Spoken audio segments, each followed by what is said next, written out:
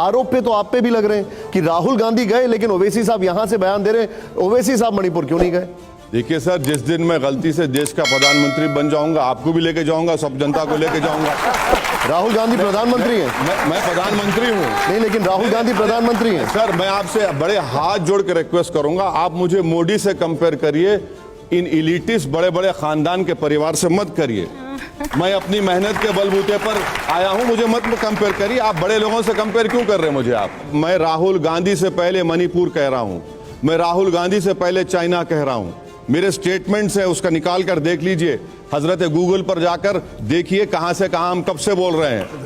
मैं आपके सवाल से जोड़ रही हूँ, मोदी जी नहीं गए, राहुल गांधी गए, अपनी जगह जो है। आपकी तरफ से क्या पहल हो सकती है इस समय ये संदेश देने के लिए? हम कम से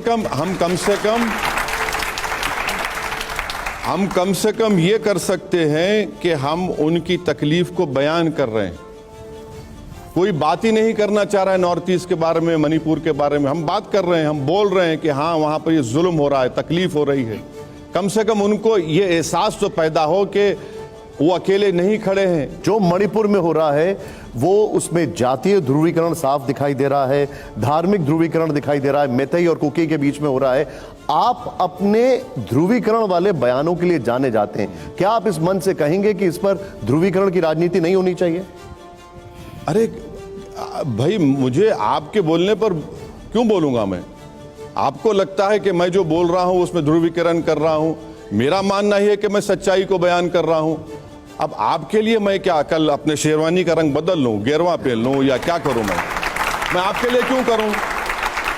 आपके बोलने पे क्यों करूं? मैं सरकार को आईना दिखा रहा हूं जो सरकार नहीं देखना चाह रही है। ओवैसी साहब, एक बात बताइए मुझे, जब हम सवाल पूछते हैं मणिपुर का और आपका स्टेटमेंट आता है, ठीक है, लेकिन राजस्थान या छत्तीसगढ़ पे ओवैसी साहब क्यों नहीं बोलते हैं? एक मिनट सुन लीजिए, एक मिनट, आप थाली मारिए, जोरदार मारिए, मैं जो बोलूंगा उस पर खामोश बैठ के सुनिए। अभी सुनिए, राजस्थान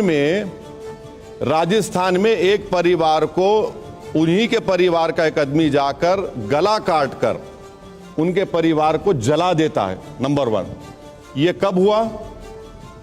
2 दिन पहले हुआ।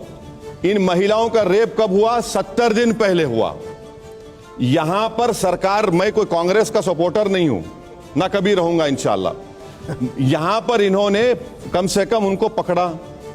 वहां पर उन्होंने क्या किया? 70 दिन के बाद आपने 4 लोगों को पकड़ते हैं।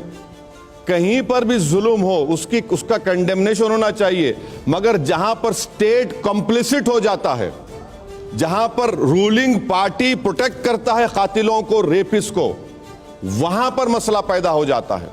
कल से मैं देख रहा हूं मणिपुर पर तमाम लोग समस्याओं को गिना रहे हैं और अपराधी के बजाय सारे लोग जो है नेताओं के बारे में बोल रहे हैं।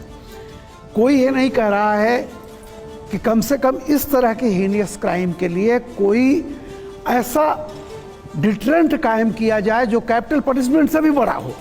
कोई क्या विकल्प है इस देश का? आप भी जानते हैं कि सर, मोदी के आज इस्तीफा दे देने से एक कुकी समस्या जो वहां की है सब सॉल्व नहीं हो जाएगी। सोल्यूशन पॉइंट क्या होगा? सोल्यूशन एक ही है sir, rule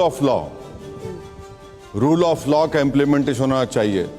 selective implementation of law नहीं होना चाहिए। अगर कानून हम बनाते हैं तो सब पर उसका इंप्लीमेंटेशन हो। आप कानून बना दिए हैं मगर कानून इस्तेमाल नहीं कर रहे हैं। आप कैसे छोड़ते हैं किसी को बर्थडे का केक काटने के लिए?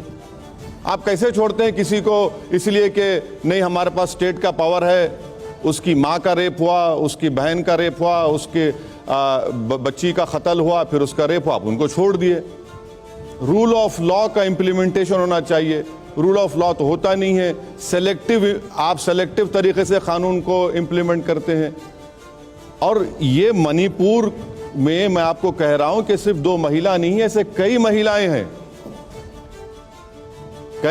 जिनका रेप हुआ है, निकल कर नहीं आ रहा है।